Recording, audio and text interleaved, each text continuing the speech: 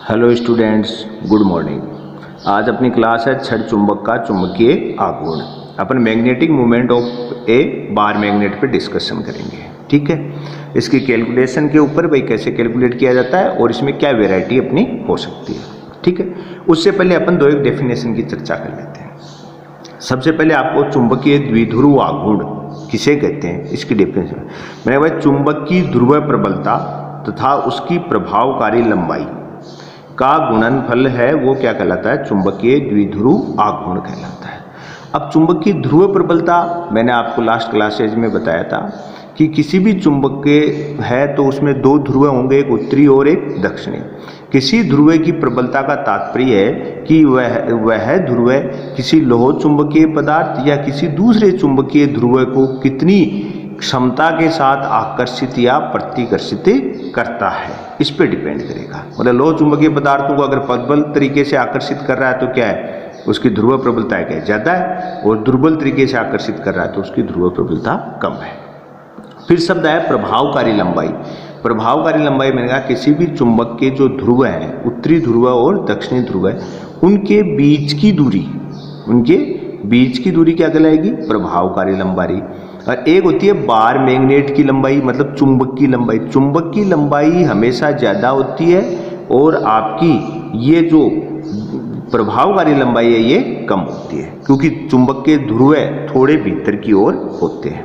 फिर मैंने आगे क्या है कि जो आपका चुंबकीय द्विध्रुव आघूर्ण है वो क्या है, एक सदिश राशि, और सदिश राशि है तो उसकी दिशा होगी, तो इसकी दिशा होती है S to N, मतलब दक्षिणी ध्रुव से लेकर उत्तरी ध्रुव की ओर। ठीक है, पहली बात। और चुंबकीय बल रेखाएं होती हैं या क्षेत्र रेखाएं होती हैं, उनकी बाहर की ओर दिशा क्या होती है, N to S, और आपके चुंबकीय द्विध्रुव आघूर्ण की दिशा है वो S to N। जैसे अपन ने विद्युत द्विध्रुव आघूर्ण पढ़ा था तो उसमें क्या था, P बराबर क्या था, Q गुणा 2A, मतलब आवेश व पृथक्कन दूरी का गुणनफल क्या कहलाता था, विद्युत द्विध्रुव आघूर्ण। उसके समानार्थी यही है, ध्रुव प्रबलता और पृथक्कन दूरी का गुणनफल क्या कहलाता है, आपका चुंबकीय द्विध्रुव आघूर्ण। तो इसको कैपिटल M से डिनोट करते हैं। किससे करते हैं, capital M। Capital M is equal to होता है स्मॉल m इंटू प्रभावकारी लंबाई। स्मॉल m कौन हो गया, ध्रुव प्रबलता, और कैपिटल M कौन हो गया, आपका चुंबकीय द्विध्रुव आघूर्ण। तो अपन कैसे हैं, स्मॉल m कौन है, आप कह सकते हो कि चुंबक की ध्रुव प्रबलता, चुंबक की ध्रुव प्रबलता।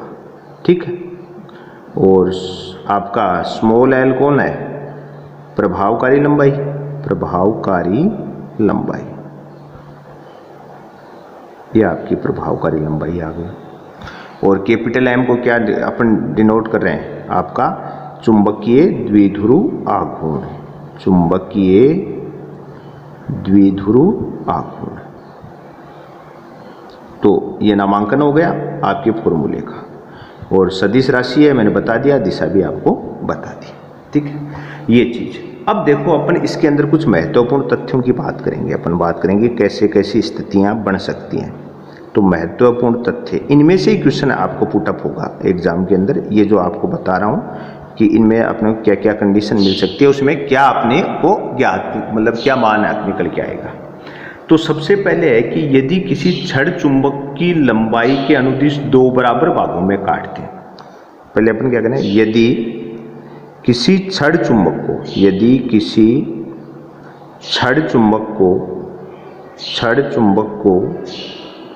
उसकी लंबाई के अनुदिश, छड़ चुंबक को उसकी लंबाई के अनुदिश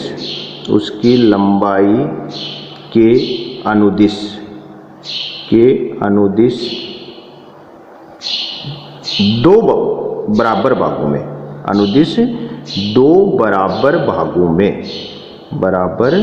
भागों में काट दें या बांट दें, काट दें, तो उस कंडीशन में आपका कैपिटल M की वैल्यू क्या होगी। अब जैसे इसका डायग्राम क्या करें अपन, जैसे मान लो ये आपकी छड़ चुंबक है, ये आपकी क्या ले लिया आपने, छड़ चुंबक।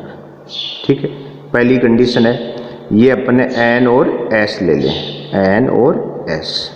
तो प्रभावकारी लंबाई तो क्या कहलाएगी, इनके बीच की दूरी, ये आपकी प्रभावकारी लंबाई, ये लो।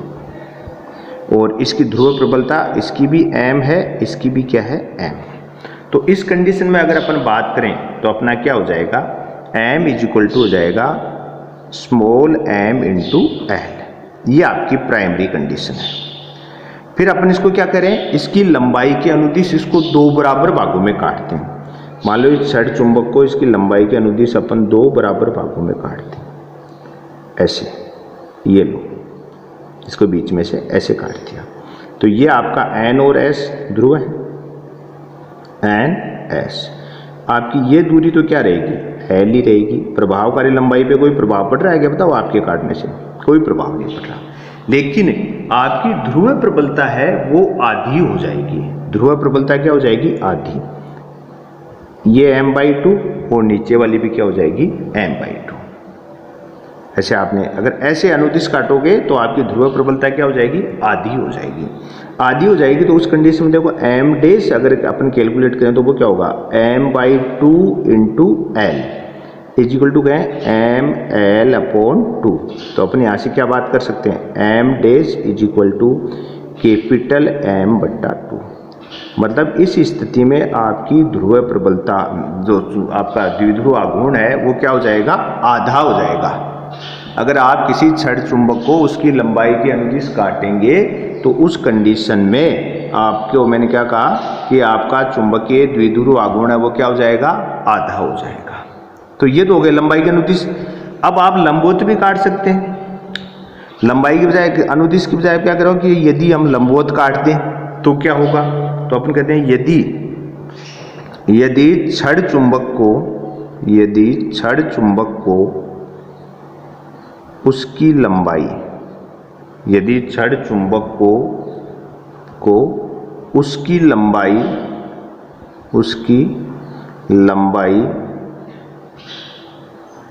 के लंबवत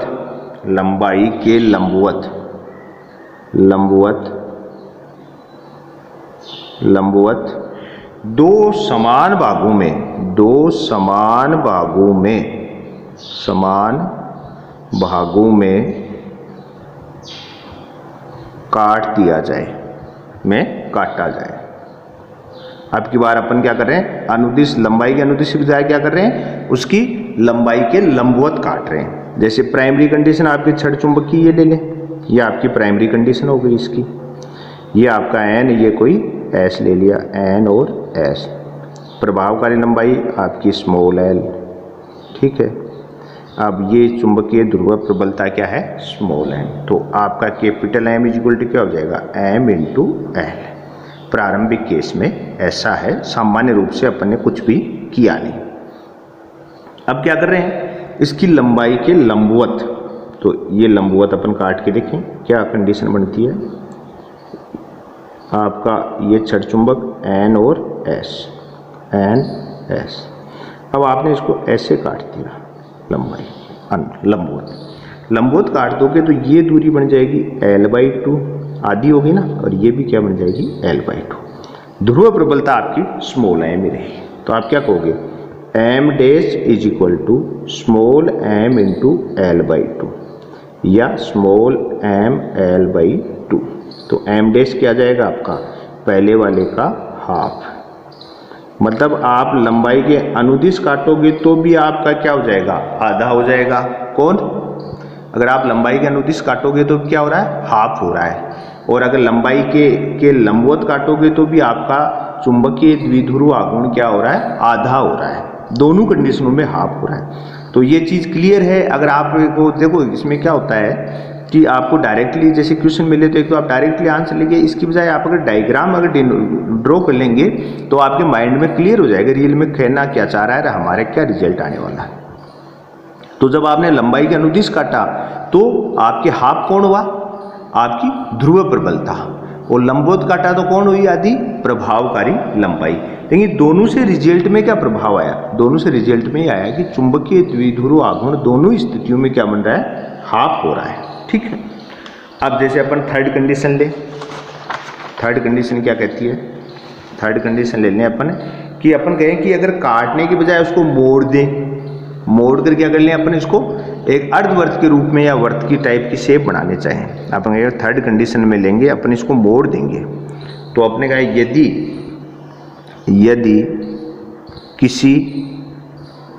यदि किसी स्मॉल एल प्रभावकारी स्मॉल एल प्रभावकारी लंबाई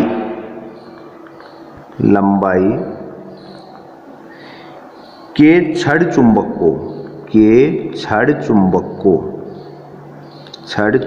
को क्या कर रहे हैं? अब मैं कह रहा वर्ताकार घुमाएंगे। छड़ चुंबक को स्मॉल आर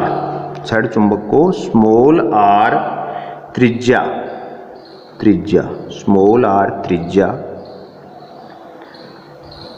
के अर्धवर्ताकार रूप में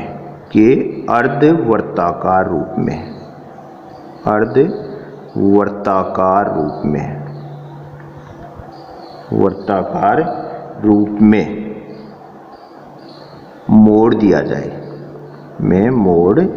जाए तो क्या होगा? देखो, जैसे दो पहले वाले केस स्टडी करें, इसको भी अपन देखें। एक तो सामान्य स्थिति कि आपकी ये छड़ चुंबक है, सामान्य थी, बार मैग्नेट है, एकदम सामान्य कंडीशन में अपने कह दिया ये लूँ तो ये आपका N और S दो ध्रुव हो गए, N और S। इनके बीच की प्रभावकारी लंबाई क्या मानी है आपने? स्मॉल l, ठीक है। और ध्रुव प्रबलता क्या रहेगी? M, तो अपना कैपिटल M द्विध्रुव आघूर्ण क्या जाएगा? Small m into L। ये तो आपकी सामान्य बार मैग्नेट की स्थिति आ गई। अब आप कह रहे हो इसको मोड़ कर क्या बना दिया अपन? अर्धवर्त। जैसे मान लो कि आपने ऐसे मोड़ दिया, ऐसे मोड़ कर आपने इसको अर्धवर्त बनाने की कोशिश करी, ठीक है। ये अपन ने अर्धवर्त बना दिया। अर्धवर्त बना दिया तो ये आपका N है और ये क्या आपका S है। अब N और S इनके बीच की ये दूरी कितनी हो जाएगी? 2r, व्यास बन जाएगा। ये क्या बन जाएगा? व्यास। 2r बन गया व्यास। और इसकी ये परिधि है, ये क्या बन जाएगी आपकी? जो स्मॉल l है वही तो घूमकर बनी ना, तो ये आपकी टोटल इसकी अर्धवर्त की जो परिधि है वो क्या बन जाएगी? स्मॉल है। तो अगर अपन इस कंडीशन देखो, आपका ध्रुव प्रबलता तो एम ही रहनी है, इसमें तो कोई चेंज नहीं होना, क्योंकि ये तो कहीं से कोई कट थोड़ी रहा है। लेकिन प्रथंक आपको इन दोनों के बीच की जो दूरी थी, प्रभावकारी लंबाई थी, उसमें परिवर्तन आ गया। तो अपन क्या कहेंगे? m dash is equal to small m into 2r, ठीक है। अब 2r ये तो रेडियस के पदों में होगी, त्रिज्या के पदों में होगी, अपने को किसके पदों में लेना है? l के पदों में। तो अपन क्या कह सकते हैं कि अपन इसको कंडीशन में आने का अपन कहें भाई देखो ऐसे निकालने, पाई r अर्धवर्त की त्रिज्या क्या होती है, सॉरी परिधि क्या होती है? पाई r। पूरे वर्त की होती है 2 पाई r, तो आधे की क्या हो गई? पाई r। बराबर क्या होना चाहिए? l। तो r इज इक्वल टू क्या हो जाएगा? l upon pi. कैलकुलेट कर सकते हैं अपन ऐसे। अगर अपन ने इसको ऐसे कैलकुलेट कर दिया तो r की जगह अपन ये चीज वैल्यू पुट कर दें, तो अपन कहेंगे m dash is equal to m into 2l upon pi, या m dash is equal to 2ml upon pi, ठीक है। तो m गुणा l तो कौन है आपका? m गुणा l तो कौन है? Capital M। तो यहाँ पे देखो क्या आ जाएगा? m dash is equal to 2 capital M upon pi. मतलब इस नई कंडीशन के अंदर आपका जो द्विध्रुव आघूर्ण आया है वो पूर्व वाले द्विध्रुव आघूर्ण का 2/पाई गुणा है। कितना गुणा है? 2/पाई गुणा। तो इजी है, कोई इसमें ज़्यादा कहानी वाली बात नहीं है।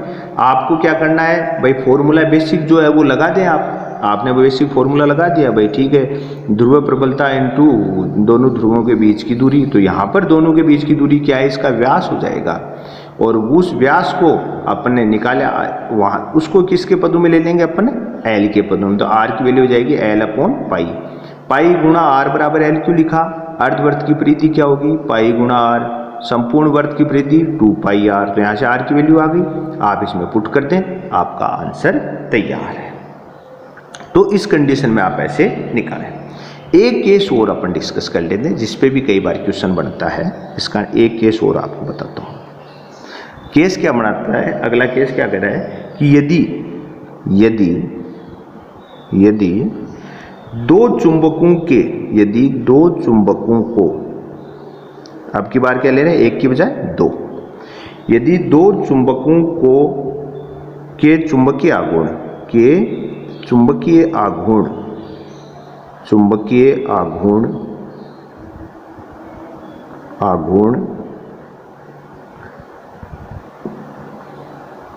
M1 वेक्टर तथा M2 वेक्टर ले लें, M1 और M2 वेक्टर ले लें, M1 वेक्टर तथा M2 वेक्टर एक दूसरे से थीटा कोण पर है,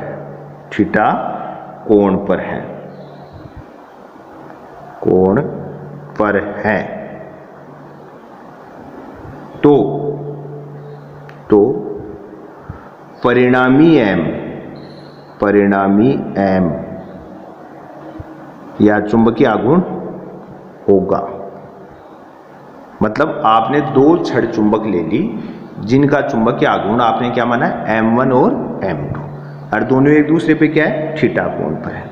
जैसे मान लो कि अपन डायग्राम बना लें कि एक तो ऐसे है और आपका दूसरा अपन कहते हैं कोई ऐसे है, मतलब इस पे एक छड़ चुंबक रखी हुई है आपकी, ये लो ये छड़ चुंबक, इसका चुंबकीय आघूर्ण की बात कर लें, एक छड़ चुंबक ऐसे इस पे रखी हुई, तो इन दोनों के चुंबकीय आघूर्ण के बीच में थीटा कोण बना कि नहीं बना, ऐसे बन गया।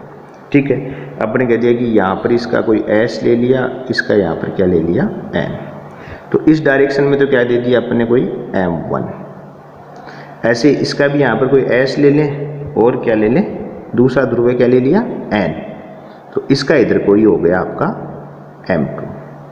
M2 वेक्टर, और दोनों के बीच में यहाँ पर कोण कितना बना रहे हैं आप, थीटा, तो इन दोनों का परिणामी जो चुंबकीय आघूर्ण आएगा, अब देखो चुंबकीय आघूर्ण को मैंने क्या कहा, सदिश होता है, दिशा S से N, अगर दो सदिश किसी थीटा कोण पर हैं तो परिणामी सदिश ज्ञात करने का फॉर्मूला आप ध्यान होगा, a1 square plus a2 square plus 2a1 a2 cos theta, तो ऐसे इनका परिणामी कोई आएगा वो इधर आएगा, ऐसे इनके बीच में कहीं, ठीक है, ये इधर आ गया और यहाँ पर ये अपने परिणामी मान लिया, जिसको आप क्या मान रहे हैं, M, इसको क्या मान लिया, M वेक्टर, और ये कोई इसका S हो जाएगा, ये क्या हो जाएगा, N हो जाएगा।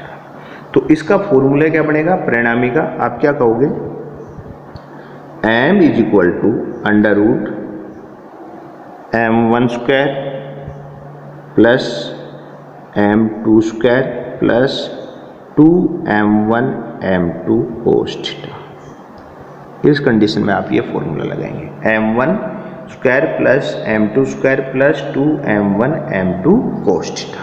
ठीक है, अब ये एक परिणामी जो आपको सदिश वाले फॉर्मूले, जो आपने 11th में सदिश पढ़ा होगा, तो उसमें कहा गया यदि दो कोई सदिश हैं वो यदि किसी थीटा कोण पर हैं तो उनका परिणामी मान क्या होता था, अपन कहते थे दोनों का परिणामी मान क्या निकालते थे कि ए और बी सदिश थे तो a1 square plus a2 square plus 2a1 a2 cos theta. अब यहाँ पर अपन केस पर बात करें, अपन कहते हैं कि देखो a यदि थीटा 0 है, यदि थीटा बराबर 0 डिग्री है,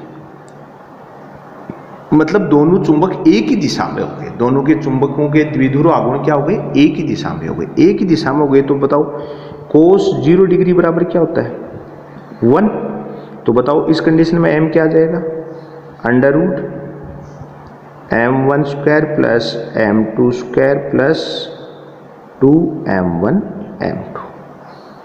ठीक है, अब जरूरी थोड़ी है 0, 90 भी हो सकता है। अब कहें theta is equal to 90 degree है, तो कोस 90 की वैल्यू क्या होती है, cos 90 degree is equal to क्या होता है 0, तो आपका m क्या आ जाएगा, under root m1 square plus m2 square. और थर्ड 180 भी दे सकता है, theta is equal to 180 degree है, तो उस स्थिति में m इजिक्वल टू कोस 180 का मान कितना होता है भाई, -1, कितना होता है -1। तो क्या हो जाएगा देखो, अपन कह देंगे m1 square plus m2 square plus की जगह क्या आ जाएगा यहाँ पर माइनस, यहाँ पर क्या आ जाएगा -2m1 m2। अब वो डिपेंड करेगा कि अपन ने कह दिया m1 और m2 के जो चुंबकीय आघूर्ण के जो दो हैं वो थीटा कोण पे, अब थीटा तो कुछ भी हो सकता है 0 डिग्री से 360 डिग्री बीच में, जैसी वैल्यू आएगी कोस में आप पुट कर दें और कोस में जैसे आप पुट करेंगे उसकी जो भी वैल्यू होगी उसके अकॉर्डिंग ये स्थितियाँ बढ़ जाएगी। 3 मुख्य स्थितियाँ मैंने बता दी, या तो 0 डिग्री हो सकता है, 90 डिग्री हो सकता है, 180 भी हो सकता है। अब अगला आपको 270 के लिए दे दे, 60 डिग्री के लिए दे दे कि 60 डिग्री पे, तो आप यहाँ पर 60 कोस 60 की वैल्यू रख देंगे, 30 क्या देगा 30 की वैल्यू रख देंगे। तो ये है चुंबकीय आघूर्ण। तो अपने मुख्य स्थितियाँ बात कर ली, एक तो लंबाई का अनुदिश काटा, तो लंबाई का अनुदिश काटा तो क्या हुआ, तो आपका ध्रुव प्रबलता आदि हो गई। फिर हमने काटा उसकी लंबाई के लंबवत, तो ध्रुव प्रबलता तो चेंज नहीं हुई लेकिन उसकी लंबाई आधी हो गई। दोनों ही स्थितियों में हमने पाया कि आपका चुंबकीय द्विध्रुव आघूर्ण है वो पूर्व का हाफ हो जाता है। थर्ड में हमने कहा कि अपन अगर उस छड़ चुंबक को घुमाकर कैसा बना लें, अर्धवर्त बना लें। अर्धवर्त बनाए तो अपन ने जो चुंबकीय आघूर्ण निकाला तो उसमें क्या हुआ, चुंबकीय आघूर्ण में हमने क्या कहा कि पृथक्कन लंबाई इसमें कौन बन जाता है, व्यास बन जाता है, ये व्यास। तो अपन ने व्यास को मल्टीप्लाई कर दिया और फिर r को किसके टर्म्स में ले लिया, l की टर्म्स में कैलकुलेट कर लिया, पाई r इजिक्वल टू r रखकर r की वैल्यू पुट करके निकाल लिया। फिर हमने कहा इसकी बजाय अगर एक की बजाय ज़्यादा छड़ चुंबक हो और वो किसी थीटा कोण पर हो तो उस कंडीशन में अपन क्या कर सकते हैं, उस कंडीशन में हम करें कि आप सदिश वाला फॉर्मूला लगाएं, a² + b² + 2ab cos theta.